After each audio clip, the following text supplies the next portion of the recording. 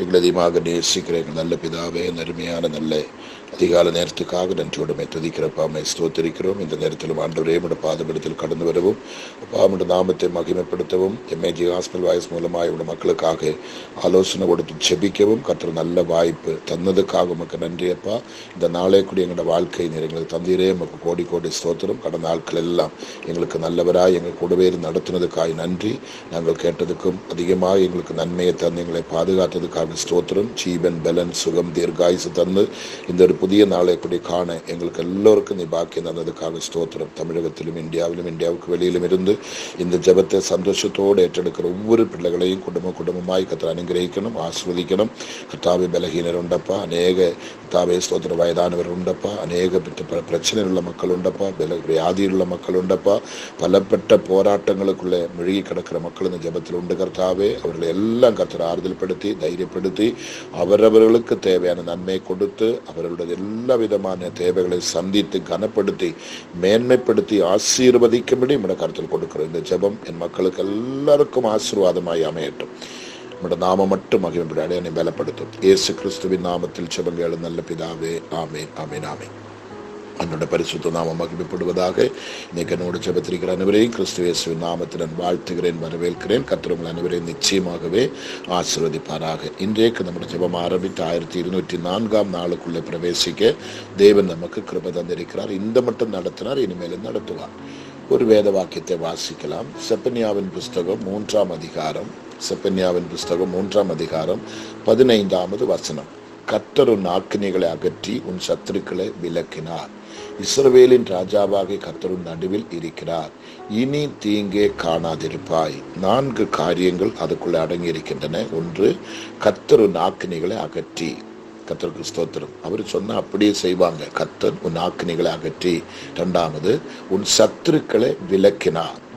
உன் குடும்பத்தை அழிக்க, உன் சந்தோஷத்தை கெடுக்க, உன் வேலைகளை கெடுக்க, எல்லா விதத்திலும் உங்களை அழிக்க வந்த சத்ருவினை கர்த்தர் பண்ணிருக்கிற விலக்கிறீங்க. 1வது, உன் ஆக்கினைகளை அகற்றிட்டாங்க. 2வது, உன் சத்துருக்களை விலக்கிட்டாங்க.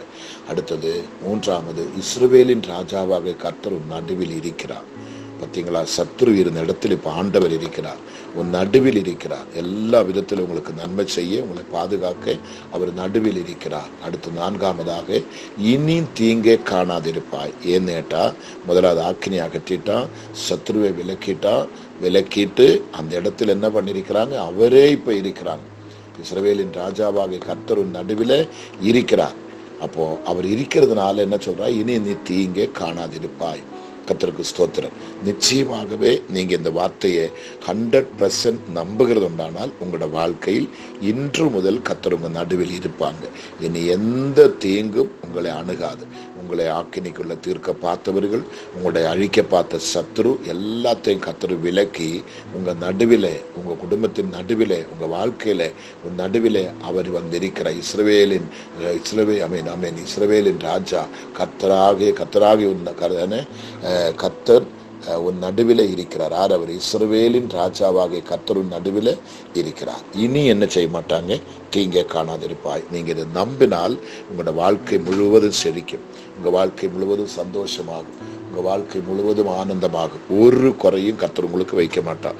எல்லா கனத்துக்கும் எல்லா மகிமைக்கும் கர்த்தர் உங்களை ஆசீர்வாதமாக நிறுத்துவாராக. நீங்க செய்வதெல்லாம் வாய்க்கும்.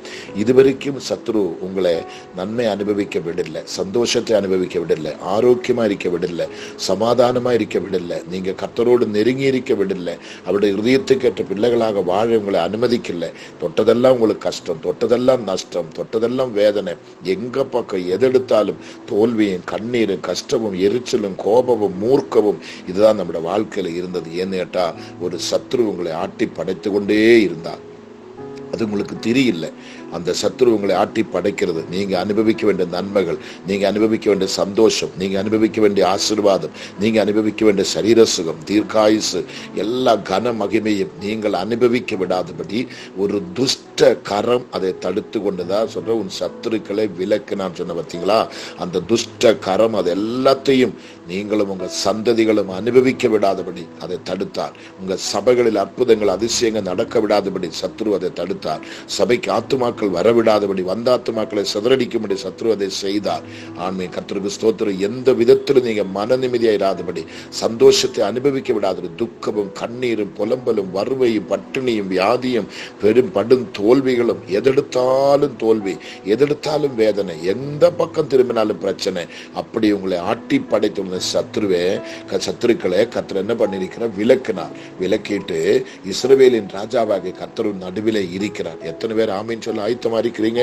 எத்தனை பேர் அப்பாவை துதிக்க ஆயத்தமா இருக்கிறீங்க? உங்க நடுவிலே, உங்க பவனத்திலே, உங்க சபையிலே, உங்க வாழ்க்கையில ராஜாதி ராஜா இறங்கி வந்திருக்கிறார். அவர் அங்க வந்து இருக்கிறார். கர்த்தருக்கு ஸ்தோத்திரம். இஸ்ரவேலின் ராஜாவாக கர்த்தர் நடுவில் இருக்கிறார். இனி அவர் போக மாட்டேன். அவர் தான் இனி இது முதல் கூட ஆளுகை செய்ய போறேன். அவர் தான் உன்னை நடத்த போறேன். அவர் எல்லா நன்மையினாலும் கிருபைகளை முடிச்சு விட்டுவார். ஒரு ராஜாதி ராஜா உங்க வீட்டுக்குள்ள வந்தால் அந்த வீடு எப்படி இருக்கு யோசித்து பாருங்க.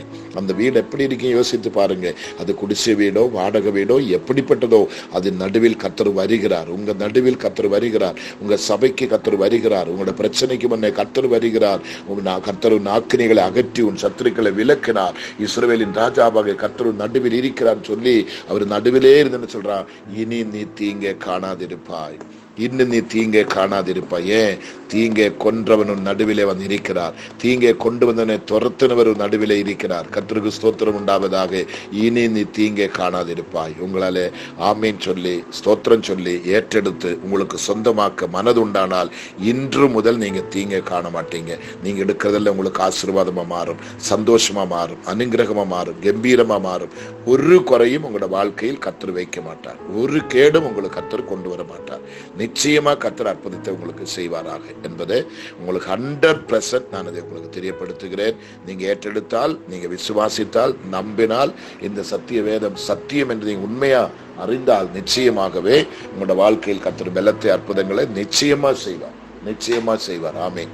ஒரு போது உங்களுக்கு ஒரு கெடுதியை கர்த்தர் வைக்க மாட்டார். நிச்சயமா கர்த்தருடைய ஆசீர்வாதம் உங்க மேல இறங்கி வரும். உங்களை கனப்படுத்துவாங்க, மேன்மைப்படுத்துவாங்க. சகல கனத்துக்கும் சகல மகிமைக்கும் கர்த்தர் உங்களை பாத்திரம். இதுவரைக்கும் கண்ட தோல்விகள், இதுவரைக்கும் கண்ட கஷ்டங்கள், நஷ்டங்களுக்கு எல்லாம் ஈடு கட்டி ரெட்டிப்பான நன்மையால் கர்த்தர் உன்னை முடிச்சு விட்டுவாங்க. நம்புறீங்களா? காரணம் வந்து இருக்கிறவர் சாதாரண ஆள் அல்ல. வானத்தை பூமி உண்டாக்குன சர்வ வல்லவராகிய ராஜாதி ராஜா தான் உங்க வீட்டுக்குள் வந்திருக்கிறாங்க. அது 100% நம்பணும், 100% ஏற்றெடுக்கணும், 100% அதை அர்ப்பணிக்கணும். அப்பதான் அந்த மகிமை உங்களுக்கு வந்து சேரும். இந்த 1204 நாளில் நிச்சயமாகவே உங்களோட வாழ்க்கை செழிக்க போகுது. உங்களோட வாழ்க்கை பூத்து குலுங்க போகுது. உங்களோட வாழ்க்கையில் கஷ்டப்பட்டதுக்கு நஷ்டப்பட்டதுக்கு எல்லாம் ரெட்டிப்பான நன்மையை கொடுத்து உங்களை கர்த்தர் அனுகிரகிக்க போகுது. இன்று முதல் நீங்க செய்வதெல்லாம் வாய்க்க போகுது. தோல்வியை கண்ட இடத்துல எல்லாம் வெற்றி கொடி பறக்க போகுது. தலை குனிஞ்ச இடத்துல எல்லாம் தலை நிமிர போகுது. அழுத இடத்துல எல்லாம் களிப்பும் ஆனந்தமும் சந்தோஷமும் கர்த்தர் உங்களுக்கு தரப்போகுது. கைவிட்டு போனதெல்லாம் 2 மடங்கா 4 மடங்கா உங்களுக்கு திரும்பி வரப்போகுது. நிச்சயமா இதை நம்புங்க, தீர்க்க தரிசனமா ஏற்றுக்கொள்ளுங்க. நம்பினால் கர்த்தர் உங்களுக்கு விடுதலை நிச்சயமா தருவார். நாம் ஜெபிக்கலாம். பரிசுத்தமில்லைங்க நல்ல கர்த்தாவே, இந்த அருமையான நல்ல நேரத்துக்காக அப்பா நன்றியோடுமே துதிக்கிறோம், ஸ்தோத்திரிக்கிறோம். இந்த நேரத்திலும் என் மக்களுக்காக ஒரு விசை உட்கார்ந்து ஜெபிக்க, ஆலோசனை கொடுக்க கர்த்தர் கொடுத்த கிருபைகளுக்காக நன்றி அப்பா. இந்த வார்த்தை என் பிள்ளைகளோட வாழ்க்கையில அவங்க ஏற்றெடுக்கட்டும். கர்த்தரோடு பேசினா நம்பட்டும். இந்த வார்த்தைக்கு முழு கர்த்தாவே நம்பிக்கையும் முழு கர்த்தாவே விசுவாசத்தை அது மேல் செலுத்த கர்த்தர் கிருபைதாரும். கர்த்தர் வந்திருக்கிறார். என் சத்துருக்களை விலக்கினார். என் ஆக்கினிகளை அகற்றினார். சத்துருக்களை விலக்கினார். அவரை நடுவிலே வந்து வீற்றிருக்கிறார். இனி நான் தீங்கை காண மாட்டேன்னு சொல்லி கர்த்தருடைய சமூகத்திலே கம்பீரித்து ஆர்ப்பரித்து துதித்து ஆடி பாடி தெய்வத்தை ஆராதித்து மகிமைப்படுத்தி வெற்றி சிறந்தவர்களாய் தலை நிமிர்ந்து நிற்க என் மக்களுக்கு நீர் உதவி செய்வீராக. அவங்க பெற்ற கண்ணீர்கள், கஷ்டங்கள், துன்பங்கள், துயரங்கள், பாடுகள், வேதனைகள், நிந்தனைகள், அவமானங்கள், மரண பயங்கள், மரண திகிலுகள், ஆண்டவரே என்னென்ன விதத்தில் என் மக்கள் ஆமீன் மடங்கடிக்கப்பட்டேனோ, தோல்வி அடைய செய்தேனோ, எதெல்லாம் பிள்ளைகளுக்கு கை கூடி வராம போனேனோ, எதெல்லாம் நஷ்டமும் கஷ்டமும் கண்டு பிள்ளைகள் குனிந்து கூடி கர்த்தாவை குறுகி போனேனோ, அங்க எல்லாம் என் கர்த்தரின் பிள்ளைகளை நிமிர்த்தி நிறுத்த போறதுக்காக உமக்கு நன்றி அப்பா. ராஜாதி ராஜாவே, நம்முடைய மகிமையின் பிள்ளையோட வாழ்க்கையில் வெளிப்படுவதாக. சர்வ வல்லவரே, நம்முடைய மகிமையின் மக்களோட வாழ்க்கையில் வெளிப்படுவதாக. நம்முடைய அற்புதத்தின் கரம் என் பிள்ளைகளுக்கு அனுகூலமாய் நீட்டப்படுவீராக. அதிசயமான கிருபை, அதிசயமான கரம், அதிசயமான வல்லமை என் மக்கள் மேல் கர்த்தாவினை சுரிந்தர் அருளுவீராக. ஒரு கேடோ கெடுதியோ துன்பமோ துயரமோ எதுவுமே என் மக்களுக்கு ஒருவருக்கும் வரக்கூடாதப்பா, ஒருவருக்கும் வரக்கூடாதப்பா. உண்மை நம்பி நான் செபிக்கிறேன் ஏசப்பா. ஆண்டவரே உண்மை நம்பி செபிக்கிறோம் ஏசப்பா, உண்மை நம்பி செபிக்கிறோம். உம்முடைய திருப்பாதத்தில் கொண்டு வந்து ஒவ்வொருவரையும் வைக்கிறோம் அப்பா. உம்முடைய பாதபடியில ஒவ்வொருவரை காணிக்கையாக நான் கொண்டு வைக்கிறோம். என்னோட ஜெபத்திருக்கிற ஒவ்வொரு குடும்பங்களையும் ஒவ்வொரு தனிப்பட்ட நபரையும் உம்முடைய பாதபீடத்துல ஒரு காணிக்கையாக நான் கொண்டு வைத்து நான் அனுகிரகித்து ஜெபிக்கிறேன் அப்பா. இதை கேட்கிற, இதை நம்புகிற ஒவ்வொரு மக்களும் ஆசீர்வதிக்கப்படுவதாக. இதை யாருக்கெல்லாம் ஷேர் பண்ணி கொடுக்கிற அந்த குடும்பங்களுக்கெல்லாம் 1000 மடங்கு பிரதிபலன் என் கர்த்தர் கொடுப்பீராக. ஆண்டவரே, இது நல்ல ஊழியத்துக்கு தலை கை கொடுக்கிற, இதை தாங்குற, ஜெபிக்கிற, எங்களை நேசிக்கிற விசுவாசத்தோடு அநேகருக்கு இதை ஷேர் செய்கிற ஒவ்வொரு பிள்ளைகளும் அனுகிரகிக்கப்பட்ட மக்களாய், ஆசீர்வதிக்கப்பட்ட மக்களாய் காண என் கர்த்தர் கிருபைதார். ஒருவருக்கு கண்ணீரோ துன்பமோ துயரமோ பாடுகளோ நிந்தனைகளோ அபமானங்களோ எதுவுமே வந்த பிள்ளைகளை வாட்ட வதக்க வேதனைப்படுத்த கலங்கடிக்க கண்ணீர் குடிக்க அனுமதிக்க கூடாதப்பா.